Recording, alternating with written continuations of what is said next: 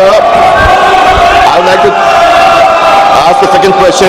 In light of the recent research published by the Nature Communication, which is a research foundation research paper, which finds that India, along with US and China, contribute to 60% increase in tourism-related carbon emission between 2009 to 19.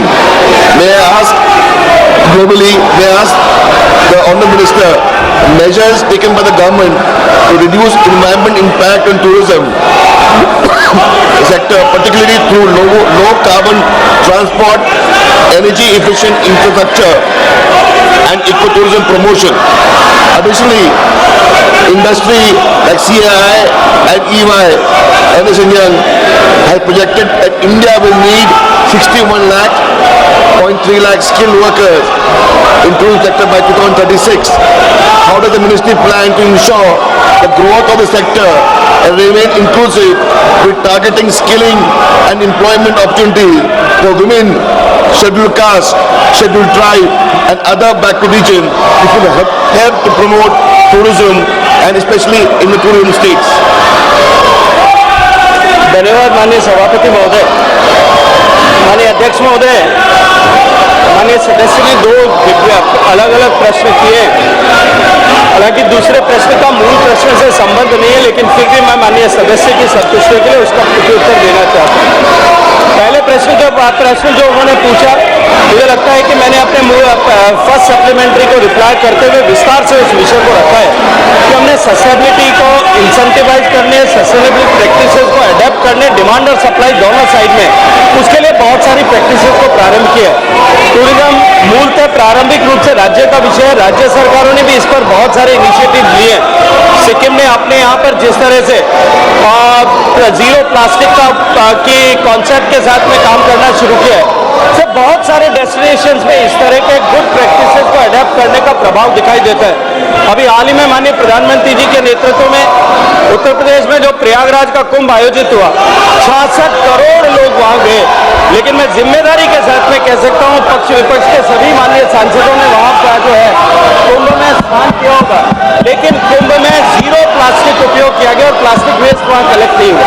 अगर हम सब लोग मिलकर के प्रयास करते हैं, निश्चित रूप से उसका परिणाम आता है। दूसरा, माननीय सदस्य ने एम्प्लॉयमेंट को लेकर के बात की है कि आने वाले समय में जो है स्किल्ड वर्कफोर्स की आवश्यकता पड़ेगी।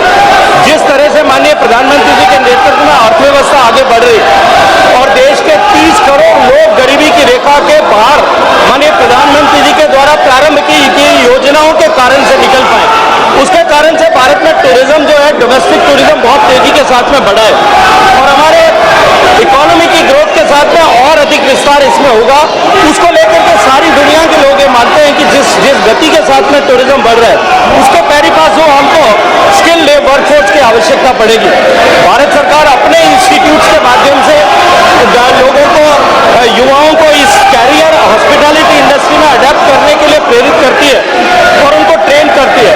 हमने इसको और इंडस्ट्री फ्रेंडली बनाने के लिए दुनिया की जितनी ग्लोबल बड़ी चेन्स है जो भारत में प्रेजेंस है जिनका, उनके साथ में अपने इंस्टीट्यूट्स को पेयर किया है ताकि वो और ज़्यादा इंडस्ट्रियल फ्रेंडली स्किल जो है प्राप्त कर सके। इसके अलावा बहुत सारे राज्य के विश्वविद्यालय और प्राइवेट विश्वविद्यालय भी इसमें ट्रेनिंग दे रहे हैं। लेकिन मैं ये मानता हूँ कि कोई भी स्किल की ट्रेनिंग जो है वो डिमांड के सापेक्ष, ऑर्गेनिकली उसकी डिमांड के सापेक्ष में ट्रेनिंग फैसिलिटीज बढ़ती है। जैसे जैसे ट्रेनिंग फैसिलिटीज की आवश्यकता बढ़ेगी, मुझे लगता है सरकार के क्षेत्र में राज्य सरकारों के द्वारा और यूनिवर्सिटीज एकेडमिया के द्वारा इसको एड्रेस करने के स्वाभाविक रूप से प्रयास होंगे। लेकिन निश्चित रूप से मैं ये मानता हूँ कि जिस गति के साथ में भारत में टूरिज्म बढ़ रहा है, आने वाले समय में भारत में टूरिज्म जो है वो एग्रीकल्चर के बाद में सबसे ज्यादा एम्प्लॉयमेंट का कॉन्ट्रीब्यूटर होगा और जो है जिस गति के साथ में हम बढ़ रहे हैं, आने वाले समय में जब भारत की अर्थव्यवस्था माननीय प्रधानमंत्री जी के नेतृत्व में 2047 तक जो अपेक्षित है, वहां पहुंचने तक tourism sector global rate of contribution of tourism जो है उसके अनुरूप 10% का कॉन्ट्रीब्यूटर बनेगी और निश्चित रूप से बड़े संख्या में लोगों को रोजगार उसके माध्यम से मिलेगा।